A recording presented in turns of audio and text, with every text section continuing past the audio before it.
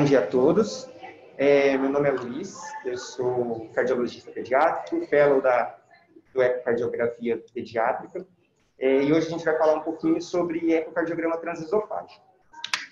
Vocês vão ver que não coloquei referências, porque o arquivo, a aula foi baseada nesse guideline, um guideline de 2019, da Sociedade Americana de Eco, endossada por diversas outras sociedades, inclusive a brasileira, onde ele traz as recomendações, contraindicações e até uma parte bem didática de operação da sonda, os cortes, os planos, enfim. Então, foi basicamente baseado nisso. Todos os outros materiais de livros didáticos são bem parecidos com ele, então eu acabei usando basicamente eles. Então, o ecotrans esofágico, ele se tornou difundido e começou a ser usado na população pediátrica, geralmente no final dos anos 80, quando começaram a surgir as primeiras sondas pediátricas com tamanhos menores, né? E teve um grande avanço nos últimos anos. Hoje a gente já tem sondas muito melhores, com qualidade de imagem muito melhores, em tamanhos muito menores. A gente consegue fazer com sondas minis em bebês até 2,5 kg e até mais recentemente as sondas 3D. Então, o desenvolvimento desses transdutores, dos transdutores tridimensionais, melhorias na tecnologia da plataforma de imagem, tornaram essa avaliação importante para o ecotrans esofágico. Apesar de, em algumas situações, eles terem imagens bem superiores, que vai permitir o monitoramento do coração, geralmente antes, durante e após procedimentos cardíacos, ou não de procedimentos não cardíacos sem interrupção. Bom, falando um pouquinho de indicações. Então, o ecotrans esofágico, ele geralmente é usado em crianças para avaliação de anatomia e função durante a cirurgia cardíaca. Eu tenho algumas outras indicações que a gente vai falar mais para frente, mas basicamente é durante a cirurgia. Claro que eu tenho limitações inerentes às estruturas cardíacas, então algumas estruturas eu não consigo avaliar muito bem pelo ecotrans esofágico, e ele, por isso, não deve servir como a única modalidade diagnóstica. O ecotrans torácico ainda é exigido para todos os pacientes como avaliação inicial. O ecotrans esofágico ele entra como uma avaliação suplementar. Então, no pré-operatório, ele permite à equipe cirúrgica revisar os achados diagnósticos pré-operatórios. Então, aqueles pacientes que eu tenho alguma dúvida ou para confirmar algum achado do ecotrans torácico.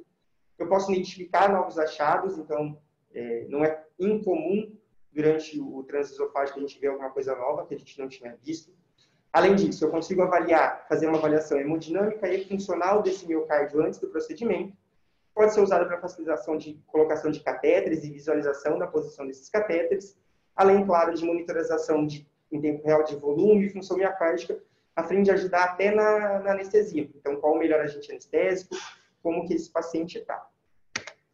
No intraoperatório, então, ele vai ajudar a avaliar a posição de cânula e drenagem venosa durante a SEC. Ele facilita a descompressão cardíaca e também pode ser usado para caracterizar distúrbios de ritmo. Tá? E no pós-operatório, ele vai avaliar se o reparo foi feito adequado, se for alguma coisa residual e a função ventricular. Vale lembrar que os achados do eco pós-operatórios ele pode ser influenciados por vários fatores. Então, a profundidade anestésica, o tipo de anestésico utilizado, o estado hemodinâmico do paciente, então, se ele está hipervolêmico, hipovolêmico, a administração de drogas vasoativas, se aquelas drogas que estão sendo administradas já chegaram e estão fazendo efeito no paciente. Então, qualquer decisão de retorno à SEC, ela deve considerar não apenas os achados do eco, por exemplo, algum defeito residual, mas também informações clínicas, hemodinâmicas do paciente e sempre avaliar o benefício versus o risco de uma nova reintervenção, de uma nova entrada em SEC.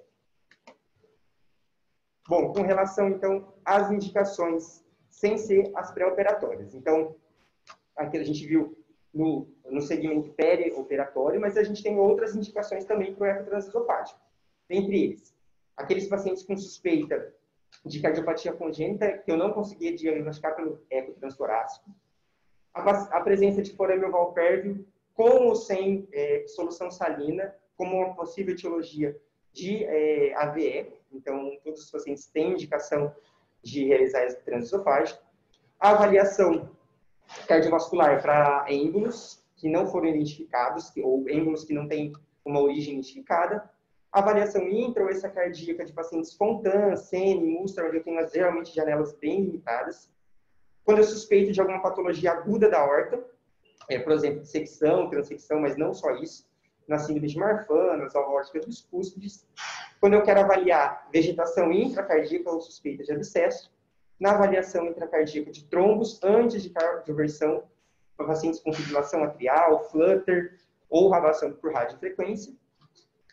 Quando eu quero avaliar derrames pericárdicos ou uma função cardíaca naqueles pacientes com janela acústica limitada no pós-operatório, na avaliação do status das válvulas protéticas com eco transtorácico inadequado também, e na reavaliação de achados no eco transesofágico. Por exemplo, se eu vi um trombo e aí anticoagulei o paciente, esse paciente vai ser reavaliado para ver se esse trombo sumiu, enfim. Além disso, tem as indicações perioperatórias, que foi mais ou menos aquilo que a gente já falou. Então, a definição da anatomia cardíaca, os resultados pós-operatórios, a monitorização da função e do volume ventricular e a monitoração do intracardíaco, do intervascular, de bolhas no intervascular. E uma utilidade que está sendo muito aventada hoje, que está crescendo bastante, que é guiar procedimentos intervencionistas por cateterismo. Então, está sendo muito utilizado na oclusão de CIA, CIV por PETs ou devices, né? Para guiar ou como guia mesmo na preceptotomia por balão, como guia na colocação de stents ou na criação de comunicações interventriculares, como guia durante a intervenção em válvulas percutâneas, então a colocação de válvulas percutâneas, como guia também na radiofrequência, na ablação por radiofrequência, algumas para avaliar resultados de cirurgias minimamente invasivas de procedimentos cirúrgicos assistidos e como guia na implantação de devices, por exemplo, esse heart pump, que são aqueles corações artificiais. Então, uma das grandes utilidades hoje é a monitoramento e guia para intervenções percutâneas. Lembrar que no laboratório de cateterismo, ele é importante principalmente, claro, para guiar, então, a localização, a geometria, o número de defeitos e permitindo que esse device seja colocado num local adequado, mas ele também agiliza o processo. Então, ele diminui o tempo de fluoroscopia, diminui a carga de contraste e melhora a segurança das intervenções. Outra indicação seria na unidade na UTI. Então, pode ser lançado mão do eco transesofágico naqueles pacientes com pós-operatório com janelas ruins ou pacientes que vêm com o externo aberto. Não é muito comum a gente fazer, mas enfim, é uma opção. Ou naqueles pacientes submetidos a transporte circulatório mecânico, ECMO a gente também não tem, mas também é uma outra opção a se usar.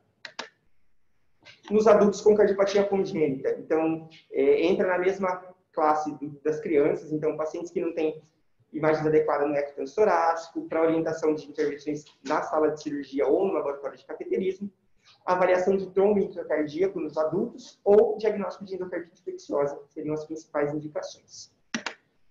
Com relação às contraindicações, então a gente tem as contraindicações absolutas e relativas. As absolutas, a maioria das contraindicações se referem principalmente a doenças do trato gastroesofágico, então alterações esofágicas, alterações gastrointestinais, que vão comprometer a passagem da sonda. Então, nas absolutas, fístula traqueoesofágica não reparada, obstrução ou estenose esofagiana, perfuração de vísceras ocas, sangramento ativo esofágico, ou um baixo controle, uma dificuldade de controle das vias aéreas, uma depressão respiratória importante em um paciente que não está sedado ou não está cooperativo. Tá?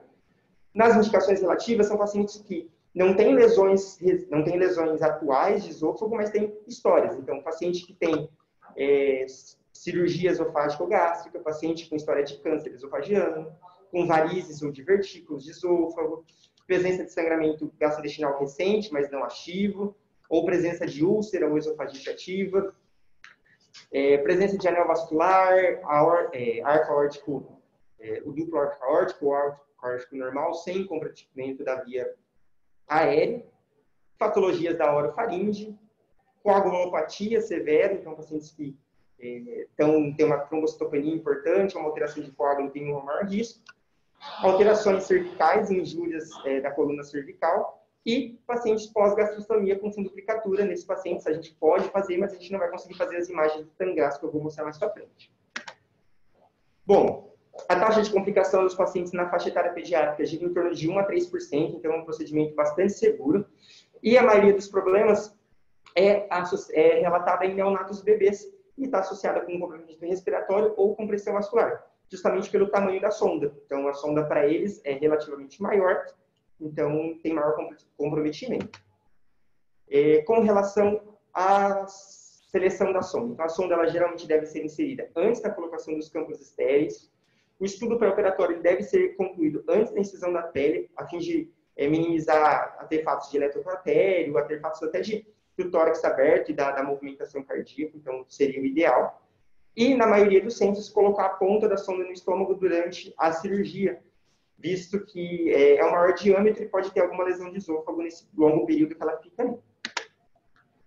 A incidência de disfagia, ela sempre foi estimada em 18%, geralmente, então está associada com crianças menores de 3 anos, intubação pré-operatória, maior duração da intubação e intervenção para lesões obstrutivas do lado esquerdo. Cerca de até 64% dos pacientes têm achados anormais em alguns estudos no eco, quando eu faço endoscopia pós-operatória, mas esses achados se resumem a eritema, edema e hematoma, e nenhum deles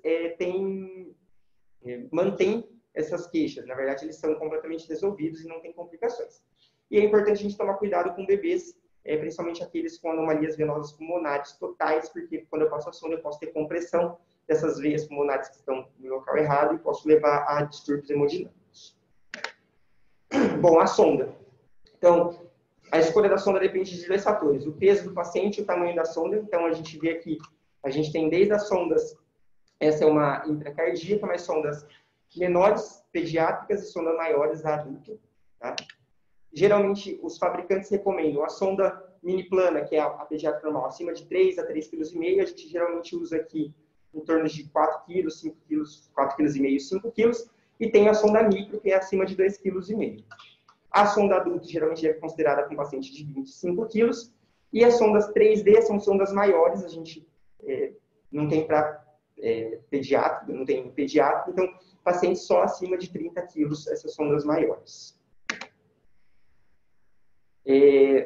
Quando eu não consigo, naqueles bebês, onde fazer o eco transesofágico, por conta de sonda, então eu posso lançar a mão do eco epicárdico. Aqui a gente não tem costume de fazer, mas então naqueles pacientes onde eu tenho restrição de tamanho, contraindicação ao uso da sonda esofágica por alguma lesão, ou quando o eco esofágico não está disponível, ou quando há preocupação com o comprometimento hemodinâmico, eu posso fazer o eco epicárdico, que a gente não vai entrar em detalhes. Técnica de colocação da sonda, então, ele até fala no guideline que para se fazer um exame adequado sozinho, um treinamento de exame esofágico, a gente precisa de pelo menos de 25 a 50 exames, e a colocação de sonda também, ser supervisionado por pelo menos 50 exames até que eu possa colocar a sonda sozinho. Então, ela deve ser inserida só após sedação e anestesia e após um período de jejum apropriado, geralmente 6 a 8 horas. A técnica de colocação varia de serviço para serviço, não tem uma técnica definitiva, tá? Mas manter a cabeça do paciente e a sonda em posição neutra geralmente é o mais fácil. E eu posso esperar algum esforço, mas eu tenho que saber distinguir entre o que é uma resistência normal de passagem da sonda pelo esôfago e o que é uma obstrução real à sonda. Em crianças, se eu posicionar a cabeça para o lado, eu facilito a passagem da sonda, porque eu fecho o seio piriforme lateral. E eu posso ter dificuldade com a inserção se eu tiver um tubo com cuff, porque esse cuff pode diminuir a luz esofágica e pode dificultar a passagem da minha sonda. Cuidados com a sonda pós-operatórios, então elas entram em contato com mucosa, então elas requerem desinfecção de alto nível após cada uso. Eu tenho que tomar cuidado de proteger aquela ponta da sonda, onde eu tenho os cristais piezoelétricos, e para evitar trauma, manuseio adequado. E o restante da sonda, a sonda deve ser toda imersa, o restante da sonda deve só ser limpo com o desinfetante recomendado. Bom, a gente falou um pouquinho de indicações e contraindicações, agora eu vou entrar numa parte, vou falar um pouco mais rápido com relação as imagens em si. Então, como adquirir as imagens e quais são os planos que a gente usa. Tá? Com relação à sonda. Então, a sonda eu consigo mexer ela de várias formas. Então, a primeira delas, eu consigo introduzir ou retirar a sonda. E esse introduzir ou retirar, eu vou fazer os 4 planos principais que eu tenho. O esofágico alto, o esôfago alto, o esôfago médio, o transgástrico e o transgástrico profundo. Tá? Então, introduzindo ou tirando a sonda. Além disso, eu posso girar a sonda para a direita ou para a esquerda, e isso vai me mostrar estruturas de um lado ou de outro. As sondas adultas, eu consigo fazer a flexão anterior e posterior da ponta da sonda, e consigo também fazer a flexão lateral, direita e esquerda, além da rotação. Nas sondas pediátricas, eu consigo fazer só o movimento anterior e posterior. Então, isso limita um pouco as nossas imagens, mas não tanto, tá? Além disso, eu consigo mandar o ângulo de insolação de 0 a 180 graus. Então, eu vou introduzir ou seguir, vou introduzir ou retirar, vou girar no sentido horário ou anti-horário, eu posso fazer antiflexão e retroflexão e posso mudar a angulação. Dos cortes básicos, a gente dividiu em 4, então, o principal deles são os esofágicos, os esôfago médio, tá? São aqui que a gente vai ver a maioria dos cortes, a maioria das estruturas. A gente começa por 4 câmaras, onde eu consigo ver as 4 câmaras, então, átrio direito, átrio esquerdo, ventrículo direito, as vias de entrada, tá? Eu consigo avaliar a função e consigo avaliar a dilatação, enfim. Quando eu traciono um pouco minha sonda, retiro um pouco, ou então faço a antiflexão, eu consigo abrir os 5 câmaras. Então, eu vejo átrio esquerdo, o átrio direito está aqui atrás, ventrículo direito, ventrículo esquerdo e a via de saída do VE. Então, eu começo a ter uma avaliação dessa via de saída. Eu posso fazer fluxo, o Doppler incolor aqui e avaliar essa via de saída. Tá? Isso tudo com o transdutor em 0 graus, tá? 4 câmaras e os 5 câmaras. Eu só tracionei um pouco e fiz a flexão da minha sonda.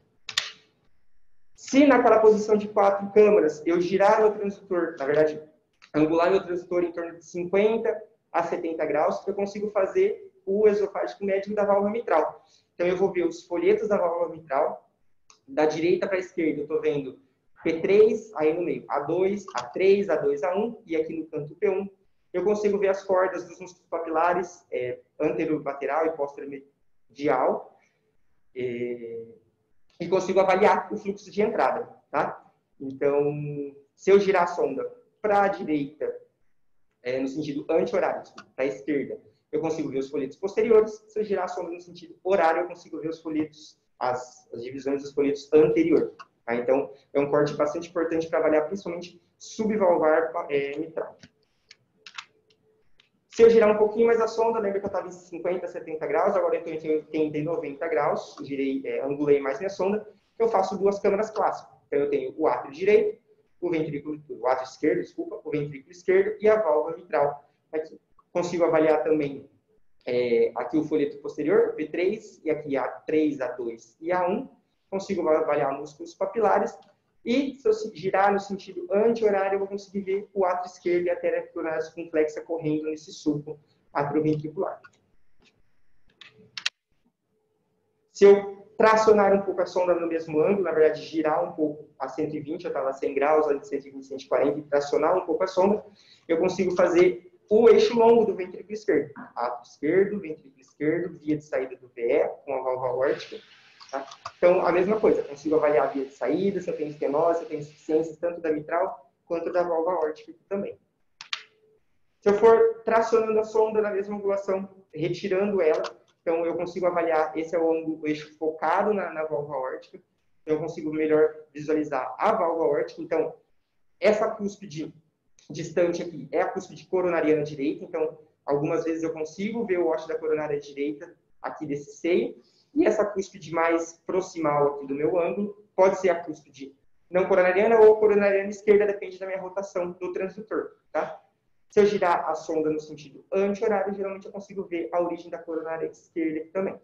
Isso é importante para eu avaliar estenoses subvalvares ou supravalvares aórticas, eu consigo ver muito bem por aqui. Consigo também fazer medidas adequadas, tanto da válvula quanto do seio, junção sinotubular. Puxando um pouco mais a sonda, eu vou mantendo a mesma angulação, eu vou ver a aorta ascendente, tá? Então, aqui eu estou vendo a aorta ascendente num corte longitudinal e aqui em cima a artéria pulmonar direita. Então, eu consigo avaliar doenças dessa aorta, estenoses, estenose supravalvar, hipoplasia ou dilatação dessa aorta ascendente, eu consigo identificar aqui. Se eu centralizar o plano nessa artéria pulmonar direita e girar a sonda no sentido anti-horário, eu vou conseguir ver imagens da válvula e do tronco pulmonar também.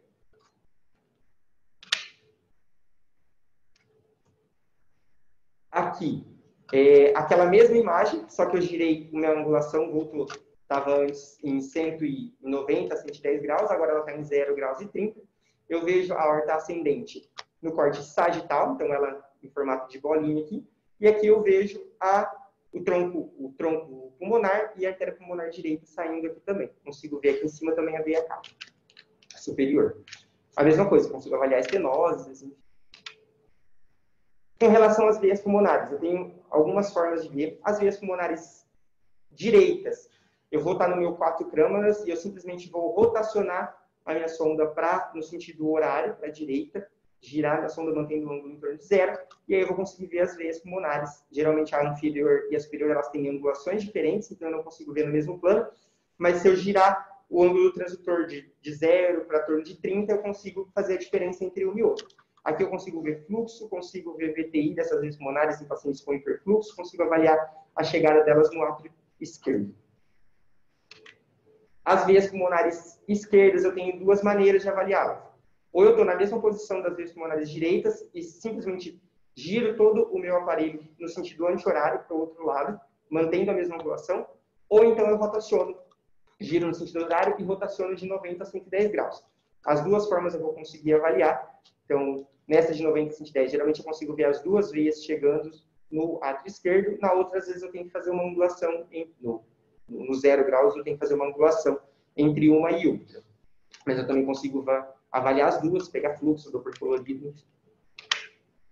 O apêndice atrial esquerdo, naquela mesma angulação que eu estava anteriormente, só que eu vou girar a sonda no sentido anti-horário e eu posso ter que fazer algum avanço e alguma pré-flexão da sonda para avaliar o apêndice atrial esquerdo aqui. Então, a gente vê o átrio esquerdo, a válvula mitral está aqui embaixo e o apêndice atrial esquerdo está aqui também. Vale lembrar que essas posições, elas são pré-definidas, mas assim como no eco transtorácico, eu tenho que fazer alguns ajustes, tá? Então, não são posições exatas. Eu tenho que, às vezes, girar um pouco minha sonda, introduzir ou retirar minha sonda, cada coração de um jeito. Bom, voltando no 4 câmaras, para ver a válvula aórtica, no corte sagital, eu vou simplesmente tracionar um pouquinho minha sonda e girar meu ângulo em torno de 25 a 45 graus. Então, eu vou conseguir avaliar toda a minha válvula, minhas 3 cúspides. Essa cúspide aqui mais proximal é a cúspide esquerda, e aqui a gente vê a coronária esquerda saindo. Aqui é o seio coronariano direito, próximo à válvula mitral, ou a válvula tricúspide, na verdade, aqui embaixo, né? Eu estou vendo o AD e o VD aqui. E essa válvula aqui perto da via de saída do VD é a não coronariana. Então, aqui eu consigo, se eu subir um pouquinho a sonda, avaliar o trajeto e a origem das coronárias também por esse corte, bem como avaliar as cúspides, se ela é bivalvada, se ela é tri, se tem alguma insuficiência e onde eu tenho essas insuficiências. Essas imagens. Não, essas imagens são do próprio artigo. O próprio artigo tem esses vídeos, tá? Então, ele faz a descrição de toda a imagem e ele traz o vídeo para você comparar e ver o que você está vendo. Se eu mantiver naquela mesma posição e girar um pouquinho mais no transdutor para 50, 70 graus, eu vou ver a via de saída do VD. Tá? Então, estou vendo átrio direito, ventrículo direito e toda a via de saída do VD. Aqui eu consigo avaliar estenoses, por exemplo, no falô, estenose subvalvar, estenoses valvares ou estenose de tronco também, com Doppler ou com fluxo. Esse corte aqui, se eu continuar retirando na mesma angulação, eu continuar retirando a sonda, eu consigo ver os ramos pulmonares, tá? Vai abrir o ramo pulmonar à direita aqui e o ramo pulmonar à esquerda para cá. É só eu retirar um pouquinho a sonda. Naquele mesmo corte ainda, um corte que a gente não faz muito, se eu girar a sonda que estava em torno de que está em torno de 50 e 70. Se eu girar no sentido anti-horário, eu vou ver o modo bicaval, mais focado na válvula tricúspide. Então, aqui eu estou vendo o átrio, aqui as duas, uma cava aqui e outra cava aqui, E o ato esquerdo, que é o ato direito, que é a válvula tricúspide, eu consigo avaliar detalhadamente essa válvula tricúspide. O modo bicaval clássico, então eu estou no 4 câmaras, simplesmente giro o meu ângulo em torno de 90 graus e eu vou abrir. Veia cava superior, a veia cava inferior está aqui, às vezes eu preciso introduzir ou retirar a sonda para ver uma ou outra, e consigo avaliar muito bem o septo interatrial. Então eu consigo ver se tem alguma comunicação ou se eu tenho aneurisma desse septo interatrial também. Bom, saindo do esôfago médio, a gente vai para os transgástricos, então eu começo a introduzir a minha sonda até o início do estômago. Girando em 80 a 110 graus, eu consigo ver a veia cava superior e as vias hepáticas. Se eu tracionar um pouquinho, eu vou ver elas chegando no meu átrio direito. Então, aqui eu consigo avaliar, principalmente, função diastólica do ventrículo direito, como está esse retorno, ou se eu tenho um hiperfluxo nessas veias, indicando que talvez eu tenha uma drenagem anômala pulmonar de algumas das veias, ou de todas, que eu vou ter um fluxo muito acelerado, ou nas hepáticas ou na cava superior, na cava inferior, desculpa. O eixo transgástrico eu vou usar para ver também a função. Então, se eu continuar introduzindo, eu vou ver o coração nesse corte sagital. Então, aqui eu tenho o ventrículo esquerdo e a válvula mitral. Eu consigo ver os folhetos anterior, que está pro lado de cá, e o folheto... folheto anterior e o folheto posterior. E consigo avaliar a função desse ventrículo. Isso, a sonda está em 0 a 20 graus. Se eu continuar introduzindo minha sonda, eu vou para nível de músculos papilares.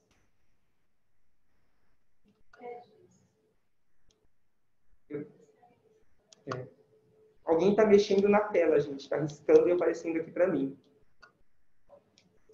Os traços vermelhos. Então, voltando. Aqui eu vou introduzindo a minha sonda, eu consigo já estar a nível de músculos papilares. Consigo avaliar a função, sei ver em porção média também por essa imagem. E se eu introduzir mais, eu vou para nível apical. Tá? Então, sei ver as musculares apicais e a função. Então, todos esses eu consigo fazer avaliação segmentar dessas regiões. No trangástrico, se eu girar, eu estava em 0 graus, se eu girar minha sonda 120, 180, eu consigo fazer o eixo longo do VE, aquele mesmo eixo longo que a gente fez lá em cima. Átrio esquerdo, ventrículo esquerdo e via de saída do VE. Também consigo fazer por aqui por baixo e eu consigo fazer a mesma variação que eu fiz lá em cima. Bom, no trangástrico profundo, então eu estiro minha sonda até lá no fundo do estômago, principalmente, faço uma certa angulação, uma flexão anterior dessa sonda, e aí eu vou conseguir avaliar principalmente as vias de saída. São lugares onde vocês vão perceber que eu consigo alinhar muito bem meu transitor do Doppler, pulsado ou contínuo, então gradientes são muito bem avaliados por aqui. Esse é um corte a 0,20 graus, onde eu tenho a via de saída do VE, átrio esquerdo, ventrículo esquerdo e via de saída do VE, e estou vendo o VD aqui. E se eu girar minha sonda em torno de 50, 90 graus, angular minha sonda em 50 graus, eu vejo toda a via de saída do VD. Tá? Então eu vejo pacientes, por exemplo, pós-operatório de tetralogia de Fallot, onde eu quero avaliar o PET, estenose residual. Essa é uma imagem que eu consigo avaliar bem e ter um bom alinhamento do meu Doppler para avaliar gradientes aqui. Existe um outro corte também, que a gente acaba usando muito, que é o septo interatrial todo. Eu vejo via cava superior, via cava inferior, consigo avaliar todo o septo. Estou em torno de 80, 90 graus girando minha sonda no sentido horário. E, por último, os cortes do esôfago superior. Então, tracionei lá em cima, passei pelo esôfago médio, estou lá no esôfago superior. Aqui, num corte a 0 graus, a partir daquele 4 câmaras. Começar a puxar minha sonda a 0 graus, eu vou ver a aorta ascendente num corte longitudinal. Tá? Aqui eu também consigo avaliar estenoses e fluxo. Se eu girar minha sonda em torno de 70, 80 graus, eu vejo a aorta ascendente num corte sagital. E aí eu consigo ver a via de saída do VED também aqui. Então, tronco pulmonar e artéria pulmonar direita. Voltando minha sonda para 0 graus, naquela mesma posição. Estou vendo a aorta aqui, isso com uma leve tracionada também na sonda. Estou vendo a minha aorta aqui, e aqui eu consigo avaliar a via de saída do VD também, então aqui eu também consigo alinhar gradientes. Pulmonar direita e pulmonar esquerda, se eu girar minha sonda no horário, eu vejo pulmonar direita, se eu girar minha sonda no horário, eu vejo a pulmonar esquerda aqui também. Consigo avaliar gradientes.